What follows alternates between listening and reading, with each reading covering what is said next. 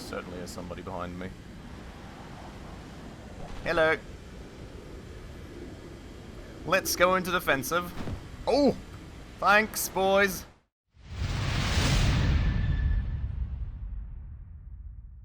Alright then, hello everyone and welcome to another episode on War Thunder. Today, checking out the G91 R3. This very puppy has been a part of my fleet for quite a while now, and while we have in the past tested out its capabilities in terms of air-to-air combat, we are today more going to look into its capabilities for air-to-ground combat. Because of course this has been a very, very established plane over the last year or two, easily. That has very much, I would say, dominated ground RB at its BR. The thing is that while this thing comes in at a very competitive battle rating of 8.7, it does come with these Nord missiles out here that you can see do only have a penetration of 83mm, but if you do actually hit those, you basically are guaranteed to kill whatever those actually touch. So very, very nice and efficient air-to-ground missiles, I have to say. Very nicely and solidly steerable. I've had a bunch of practice now with this thing, to a point where I feel, well, at least somewhat confident that we can hopefully get a few good videos out of this. The one thing that I do want to highlight in terms of this jet and its ATGM performance is that if this is the first time that you do get yourself into a jet and into using ATGMs from a jet, this will not come as easy as one might think. You know, I think people a lot of times really see G91s just zooming back and forth and literally just wiping half a team within a few minutes, and they think that this thing is literally the easiest thing in the world to get kills from and do this kind of stuff. But you have to keep in mind that the people that do that kind of stuff are usually very experienced, and that actually aiming these things and getting them in on target does take a lot of practice. You can certainly, with a lot of skill, do absolutely crazy stuff. I've seen, for example, Justin plays YT, which I'm sure a bunch of you dudes know at this point. He sent in a clip previously where he literally had his, I think his wing was shot off or something along those lines, and you could see it on Thunder Show, where the thing was just tumbling to the ground, and while he was tumbling, he still managed to get off an ATGM and kill the anti-air that had previously murdered him. So, there's some absolutely crazy things possible with this thing nonetheless, but please keep in mind that there's quite a lot of skill involved with a few of these plays, and that you do have to spend some time actually practicing. Even these days, with a bunch of practicing, I don't always hit every single missile, and there's a lot of intricacies to using this thing, especially, of course, also with ground-based radar anti-air, so you have to watch out with these things a bunch. Other than that, I'm just going to go quickly over the usual stats that I think most of you already know, of course. This is not a supersonic plane. Most certainly, you can go up to 1,084 kilometers an hour with these Nord missiles attached, and of course, all the parts absolutely fully spaded. Turn time 26 seconds with all of them still on the thing. Rate of climb 39 meters a second.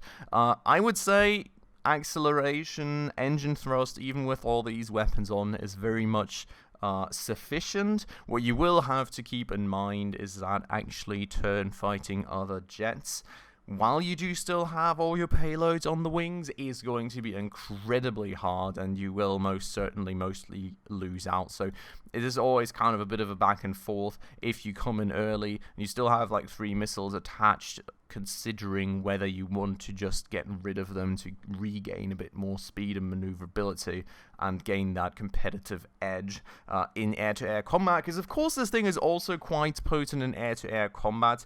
I think, as I previously said, we have very nicely covered that in the past as well, so something to keep in mind there. I would say it's rather potent along both of these roles, but today we are then going to highlight a bit more the ground battle capabilities of this thing.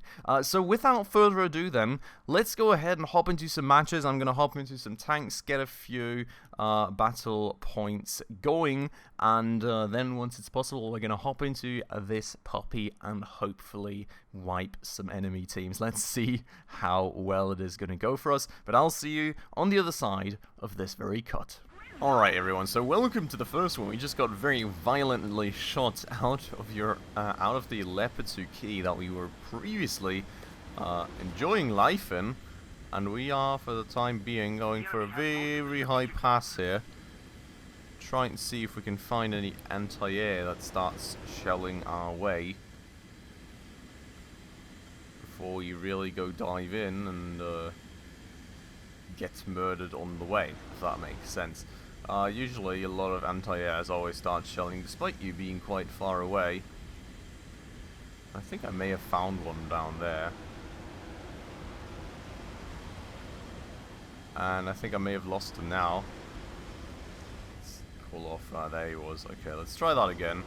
We're gonna try a very slow approach here. Hopefully I have not just heard an enemy plane out there. We're going to try a very slow approach.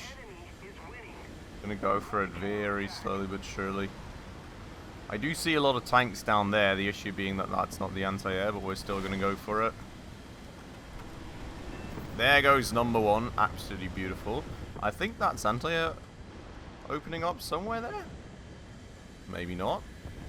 Interesting one. I do also see that we very much actually have to protect our spawn. Holy wow.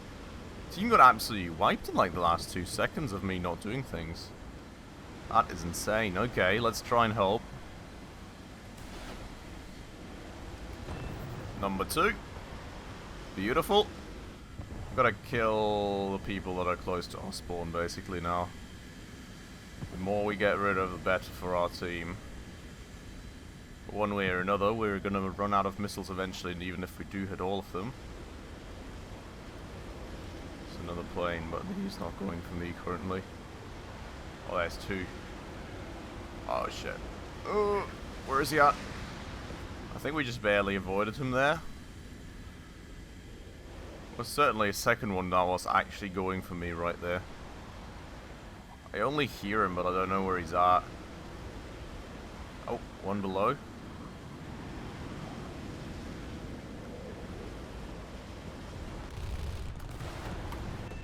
One more out of the way. Beautiful. IPM-1, that was a more important kill, I would say.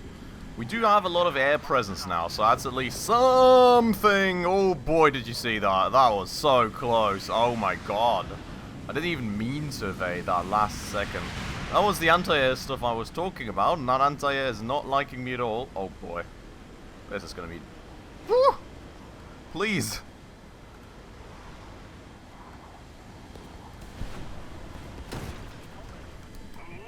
Oh, there we go. That was so close. On the last missile as well, but we did get rid of the enemy anti-air for our team. That is unfortunately our G91 out of the way, then I did not bring it back up, because I expected actually being able to bring it back up in this kind of setting. Well, I do actually apparently still have a backup. Yes, so 1,200 spawn points is quite excessive, I would say. I'm going to go back to supporting my team. Hopefully, that's helped and will help us in turning things back around. And then I'll see you in the next one. Alright, everyone. So welcome to another one. We've just been absolutely murdered by an SU-7B, unfortunately.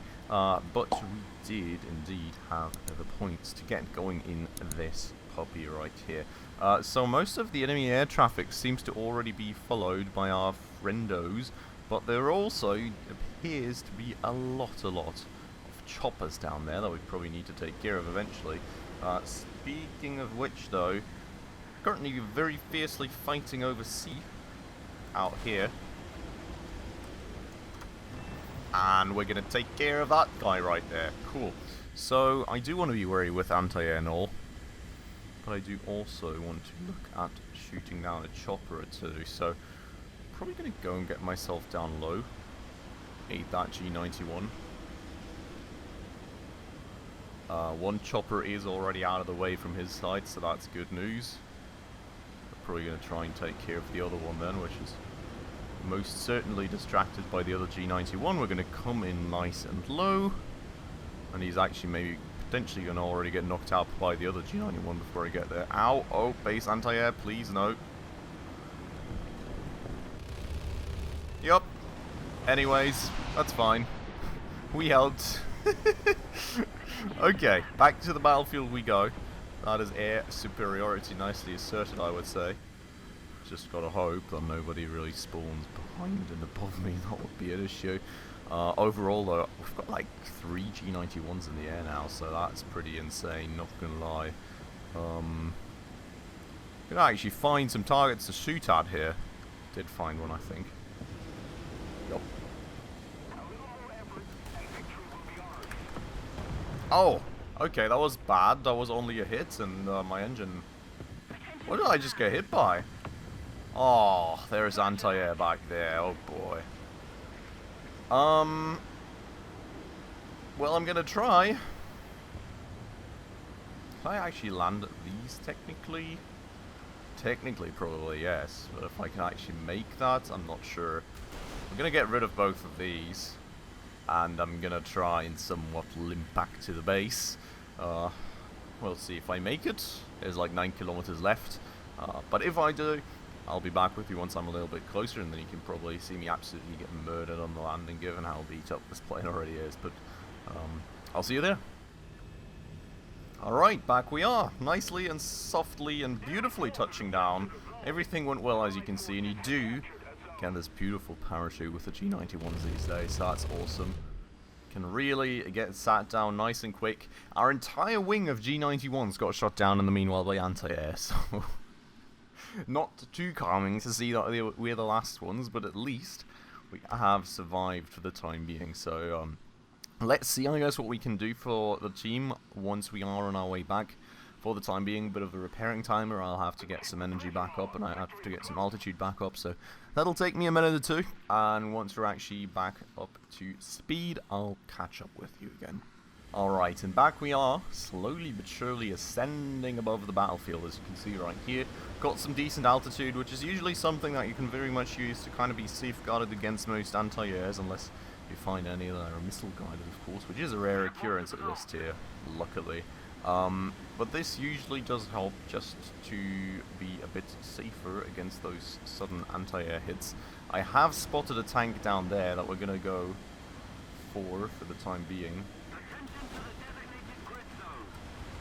That's not him, though. Oh boy, and there's the anti-air. Oh no! I did it again. Yeah, so that's the thing that you can do in the G91 these days, which is something I'm absolutely not used to. Because usually you could stress those wings as much as you wanted to, and nothing would have ever happened to you.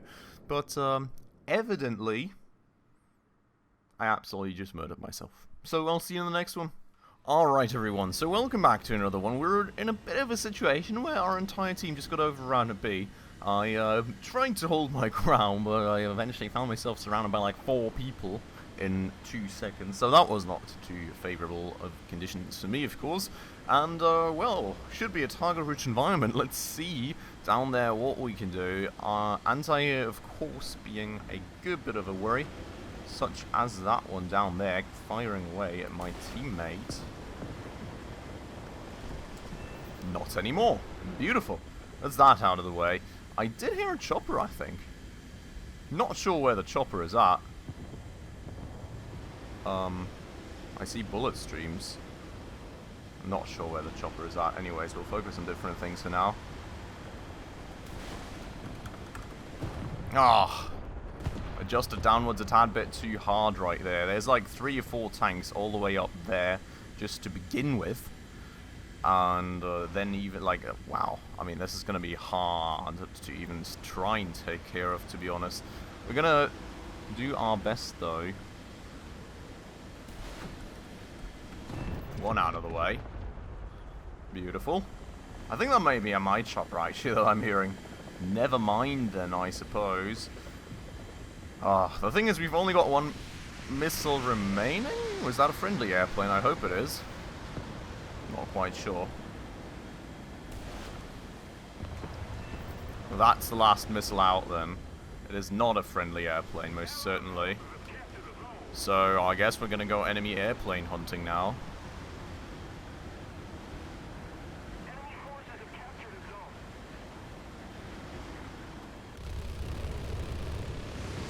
And he killed a friendo. Not great. And it's like... what is that? Scimitar F Mark 1. Not sure if I can even remotely catch that. It's got 2 engines, so that feels like a bit of an issue. Never really flown G91 against a Scimitar, but I imagine that we'll have quite the issue actually catching up to this dude. We'll see, I suppose. Only one way to find out, but I'm not too positive on this entire thing. So he's turning, which is good, you know. I'm not sure I can climb with this, to be honest. Could end up in a stall. Well, he's kind of very much giving me an option to cling onto him, though. I think there's somebody behind me.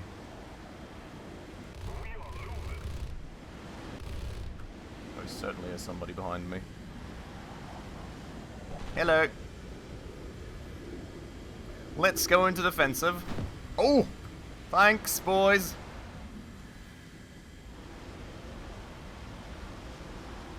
Beautiful. Anti-air, wow. That's a Roland. Didn't think I'd find a Roland at this tier, but apparently I did. And he just absolutely murdered whoever was following me there, so that's great. Gonna try and just keep this dude a bit busier. Oh, that's an anti-air. Oh boy. And we wing overloaded again. I keep doing that to myself. That is just incredible. Wow. Anyways, that was a good one, I suppose. And, well, I'll see you back in the main menu then. Alright, everybody then. Hello and welcome back to the main menu with this wreck of a plane, which I've proceeded to wreck quite a few times recording these episodes, I have to say. But I hope I've been able to showcase somewhat the anti-tank fighting capabilities of this thing and just how good it actually is in RB if you do manage to really practice getting these missiles spot on. I know the very first game that I played, I literally got all 4 of them spot on and instantly had 4 ground-based kills, and well, it is also of course very potent in air-to-air combat. That wasn't really that easy to show this time around, because every time we did find someone, they were very much like 15 times faster than us, had friends to fight us and everything, so it wasn't quite ideal in that sense, but I think in terms of actually blapping half the entire enemy team on one run, I was able to nicely showcase that, and also hopefully give you a bit of an idea on how to actually fight anti-air. So just if you try and do that yourself, try and go in a bit higher, give yourself some distance from the anti-air so that you can maneuver in case they start shooting at you, because a lot of them just start shooting super early, and then once you do know where the location is at, just try and kill them from far away with that missile, slowly guiding it in, and go for that kill. So, yeah, I don't know. Other than that, most certainly also pay attention to the wing load crash thing. I'm just absolutely not used to it. I feel like the G91 was by far not as prone to wing overload crashes as it now is, and I literally managed to do it to myself every second or third game, unfortunately, which means that while I do usually get like 2 or 3 targets out of the way in the first place, at some point, you know, there's just a lot of maneuvering that I need to do. You know, I gotta actually use my keyboard to try and maneuver away from anti-air bullets, and I'm just at such high speeds that my wing goes snap, and then I'm out of the game. So yeah, very, very unfortunate and annoying, that stuff. Try and pay attention to that as good as you can.